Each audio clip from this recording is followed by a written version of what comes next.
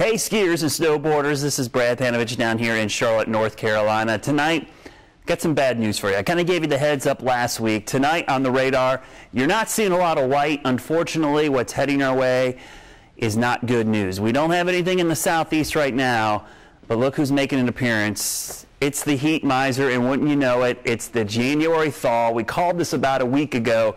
We thought we were going to see this develop, and we already have signs that it's really going to crank up here going through the week and into the weekend. Huge bubble of warm air into the eastern half of the country, 60s and 70s. But here's the good news, the glimmer of hope.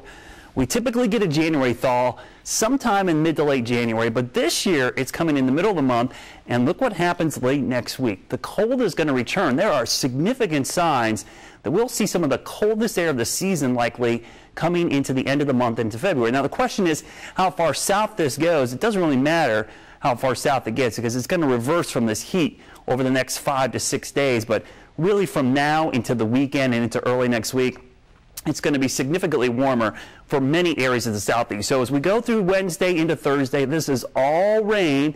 Though in snowshoe, there may be a little mix at the beginning, but the warm air is going to win out. We've got low pressure back to the west. It's going to move up into the Ohio Valley. The counterclockwise spin is pumping a lot of heat into the eastern half of the country. So this is one of the worst weekly forecasts we've had so far here in the new year. A lot of rain. That'll melt some snow. There's no ideal snowmaking conditions really for the next couple of days. Tonight, probably the only night that's even marginal for areas up in the Virginias. Cloudy, mild, light rain Thursday into Friday. Yes, these are the highs.